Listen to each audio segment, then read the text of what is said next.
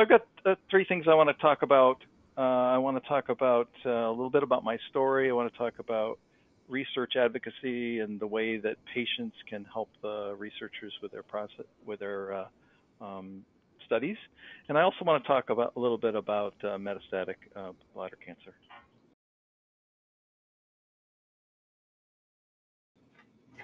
Okay, so I was diagnosed in 2006. I was diagnosed with stage 2, which many of you would recognize as being muscle invasive bladder cancer. I have a neobladder, so I had a cystoprostatectomy. And as a consequence of doing that, I wanted to do things to give back.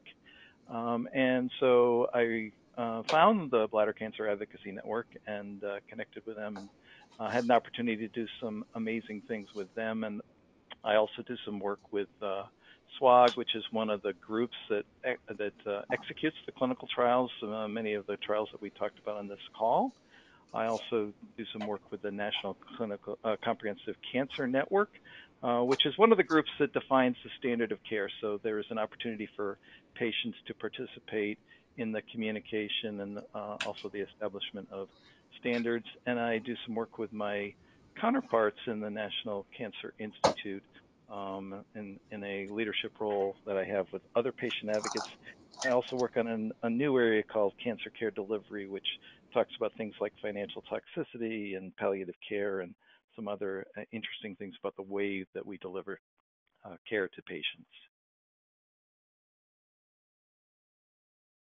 All right. So in terms of clinical trials, there is a role for patients in this process, and I just want to kind of briefly explain in a very simple manner what that role is.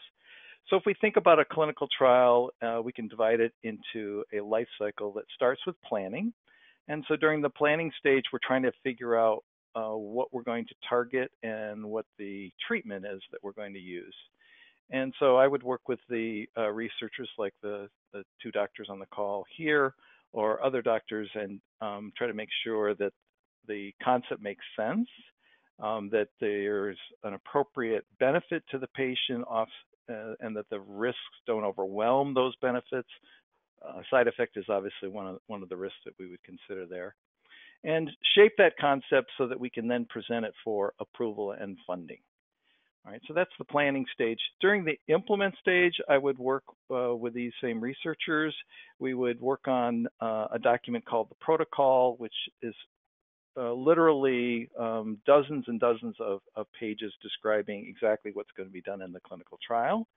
And those of you who have participated in a clinical trial would recognize that there's a form you need to sign, which basically tells you about the clinical trial and make sure that we present it in patient-friendly language.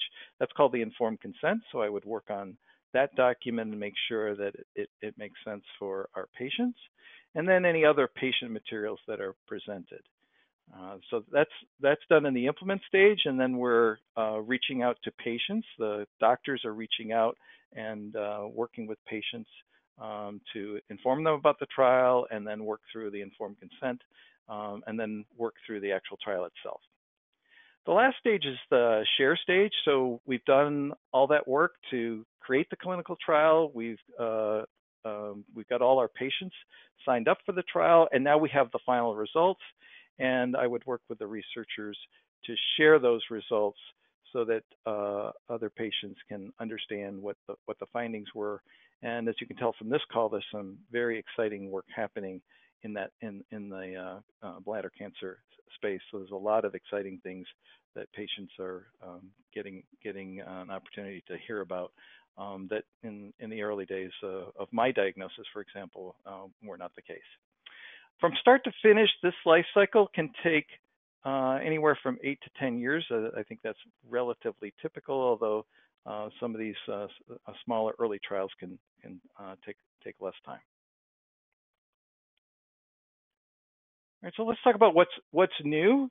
So first of all, in advanced bladder cancer, we have incredible interest by the pharmaceutical companies when that wasn't the case. But I can tell you today the pharmaceutical companies are really excited about the opportunity to work in the bladder cancer space and we have a lot of new and interesting drugs that are being developed, and also some fairly significant approvals in this space. And you heard about our 5 immunotherapy drugs, which are an exciting addition to the drugs that we have available to patients.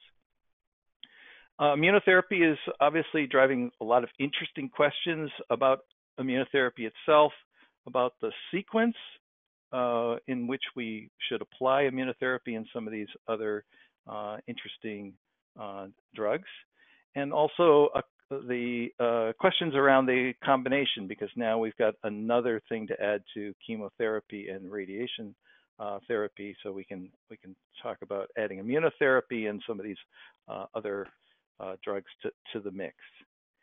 And so there's also some interesting questions around whether or not chemotherapy will retain the gold standard in the bladder cancer space, and obviously immunotherapy has overtaken it in some areas, but we certainly want something in the long run. We want drugs that are going to work for all patients, and so we're still not quite there.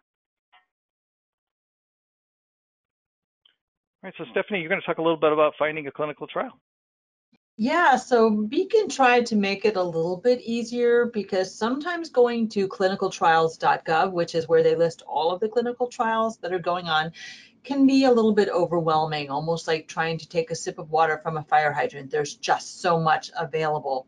So what Beacon did was, on our website, beacon.org, you can find a clinical trial. And when you get there, you can search by the type of bladder cancer that you have, and also select the states where you might live or where you might have family members that you could stay with. And then you could share that with your loved ones. You can share it with your doctor, ask questions about it. So I definitely encourage everybody to look at our dashboard at bcan.org or clinicaltrials.bcan.org to find some trials near you so that you can ask your doctors about them.